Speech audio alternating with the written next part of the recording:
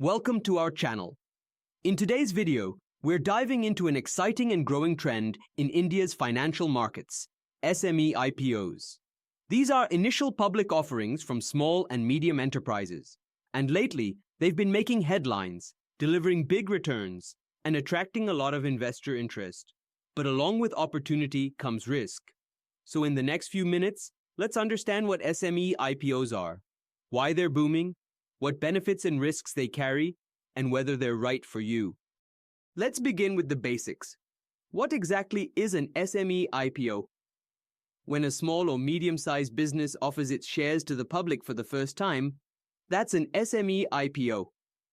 Unlike large companies that list on the main stock exchanges like NSE and BSE, SMEs are listed on special platforms, NSE Emerge and BSE SME. These platforms are designed with simplified listing norms to make it easier for smaller companies to access capital markets. Now, why is everyone suddenly talking about SME IPOs? There are a few strong reasons. First, the potential for high listing day returns. Some SME IPOs have delivered gains of 90%, even 100% on the first day of trading. Second, more retail investors are entering the market, exploring options beyond traditional stocks and mutual funds. Third, for companies, the listing process is easier and more affordable. And finally, India's overall market sentiment is bullish, and SME stocks are being seen as a way to ride India's growth wave. Just look at the numbers.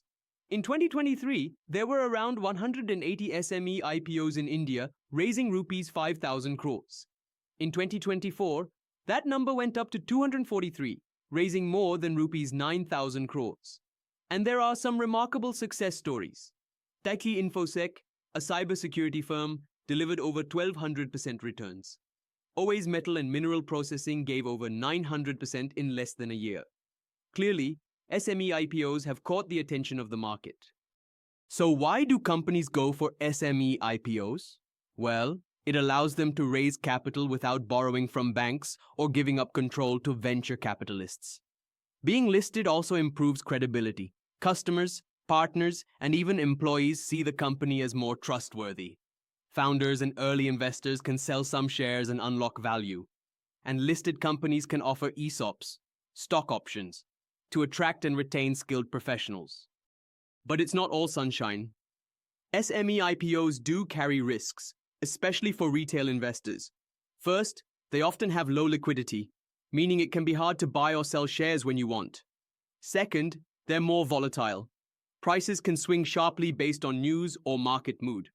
Third, many SMEs don't have a long financial history, making it harder to judge their performance. There are also compliance and operational risks. And let's not forget, some IPOs are just overhyped, with little substance behind the story. Thankfully, SEBI has stepped in to bring some balance.